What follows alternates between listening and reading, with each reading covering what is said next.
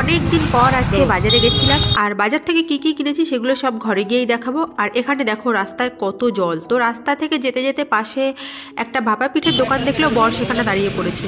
আর এনাকে বাঙালি দেখে আমার বর এনার সঙ্গে গল্পে মজে গেছে।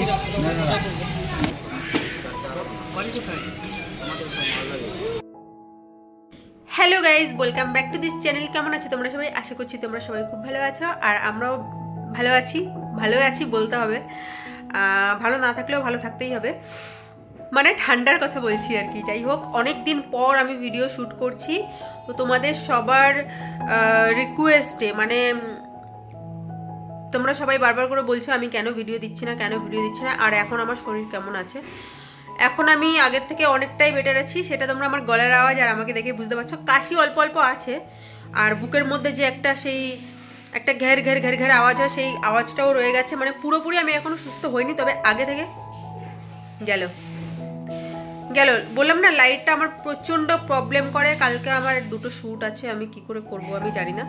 একটু আগে এসছি মার্কেট থেকে, আর ভাপা পিঠে নিয়ে এসছি দুটো, মানে আমার বরই দেখলো, ও ভাপা পিঠে দেখে লোভ সামলাতে পারে না, দুটো নিয়ে নিয়েছে। আমি খাবো না, কারণ খেতে মন চাইছে না। এইদিকে দেখো প্যাকেটের পর প্যাকেট, মানে এতগুলো প্যাকেট সব জমে গেছে। একটু আগে আমরা মার্কেটে গেছিলাম, একটু বাজার টাজার করে নিয়ে এসেছি। এখানে আছে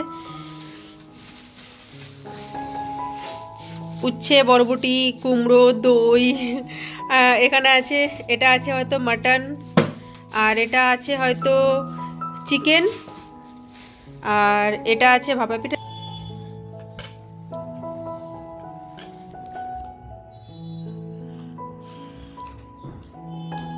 ভালো খেতে, আমাদের দিকের মতো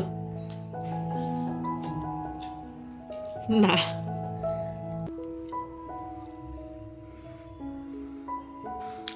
খেতে কিন্তু অতটা সফট না, একটু হার্ড, ভালো না। চলো বেশি লেট না করে রান্নার কাছে যাওয়া যাক, কারণ এরপরেই বর চিৎকার করবে খিদে পেয়েছে খেতে দাও। ওর তো একটু পরেই একটা কিছু খেতে দিলে ওর খুব মজা হয়। আর সবজিগুলো আমি জায়গায় রেখে দিলাম, আর যেগুলো ফ্রিজে রাখার দরকার ছিল, মানে মাটনটা আজকে করব না, তার জন্য মাটনটা আমি রেখে দিয়েছি। আর এই লেগ পিসগুলো আজকে রান্না করব। লাইটটা এত ঘন ঘন এত বারবার ডিস্টার্ব করছে না, মানে কিছু বলার নেই, ভালো লাগছে না।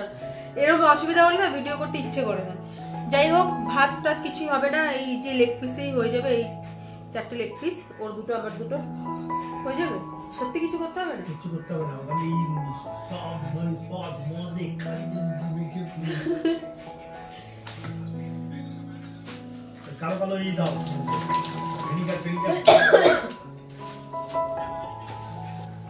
এই এর মধ্যে আছে মাটনটা আমি এইভাবে ফ্রিজে রেখে দেবো, নর্মাল ফ্রিজে রাখবো, যেহেতু কালকে দুপুরে রান্না করবো, তাই তো।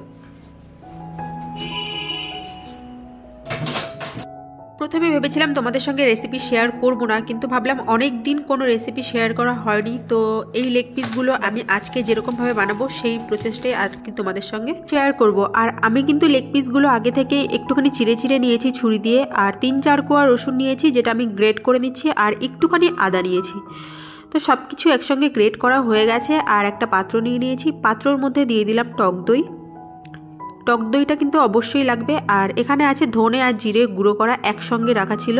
তারপরে দিয়েছি লবণ আর লাল লঙ্কার গুঁড়ো, তোমরা চাইলে কাশ্মীরি লঙ্কার গুঁড়ো ইউজ করতে পারো, আমি একটুখানি ঝাল করতে চাইছি তাই। আর দিলাম একটু ময়দা কিংবা কর্নফ্লাওয়ার, যে কোনো একটা দিলেই চলবে, আর একটু ভিনিগার, একটু সয়া সস, আর আমার হাতে এখানে দেখতে পাচ্ছ রেড চিলি সস। আমি কিন্তু কালারের জন্যই এত কিছু ইউজ করছি, আর টেস্টটাও কিন্তু অসাধারণ হয়। আর এখানে দিয়ে দিয়েছি একটুখানি ক্রাশ করে গোলমরিচ গুঁড়ো। তারপর ভালো করে আমি মিশ্রণটাকে মিশিয়ে নেব। চামচ দিয়ে সেরকম একটা সুবিধা হচ্ছিল না দেখে আমি কিন্তু হাত দিয়ে মিশ্রণটাকে মিশিয়ে নিয়েছি ভালো করে। তারপরে যে চিকেনের লেগ পিসগুলো আমি সেই দইয়ের মিশ্রণের মধ্যে দিয়ে ভালো করে একদম সুন্দর করে মিশিয়ে নেব। যত সুন্দর এই চিকেনের লেগ পিসগুলোকে মশলাটা মেশানো হবে, তত ভেতরে মশলাটা ঢুকবে, আর খাওয়ার সময় দারুণ টেস্ট হবে। কিন্তু আমি এরকমভাবে মিশিয়ে আমি আধ ঘন্টার মতো রেস্টে ছেড়ে দেবো।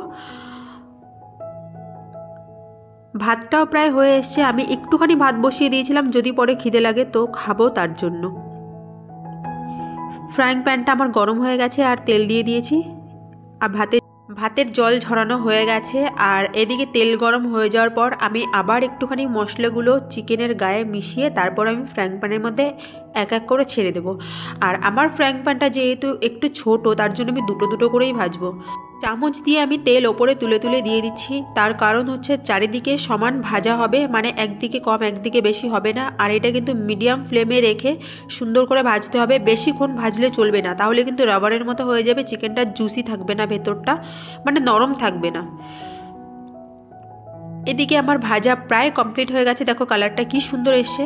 আর এখানে দেখো প্লেটটা আমি একটু ডেকোরেট করে নিয়েছি আর সঙ্গে নিয়েছি কাসুন্দি, যা গন্ধ বেরিয়েছে না, ওয়াও। তো এখানে আমি প্লেটে নিয়ে নিলাম আর ফুল লুকটা তোমাদের একবার দেখাবো, তোমরা একবার দেখে বলবে কেমন হয়েছে। দেখো জাস্ট ওয়াও। বরকে দিয়ে দিয়েছি খেতে, এবার ওর কাছ থেকে শোনা যাক কেমন হয়েছে।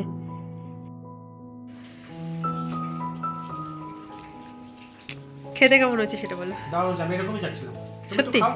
পরে খাবো, তুমি খাও না? পরে খাবো। আমি এরকমই চাচ্ছিলাম।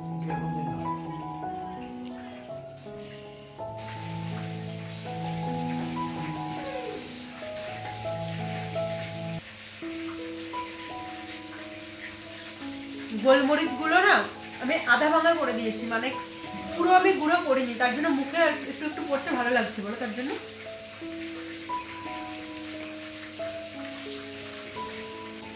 তো আজকের ভিডিওটা আমি এখানেই এন্ড করছি, দেখা হচ্ছে নেক্সট কোনো ভিডিওতে। ততক্ষণের জন্য যেখানে আছে সবাই সুস্থ থেকো, ভালো থেকো, সাবধানে থেকো।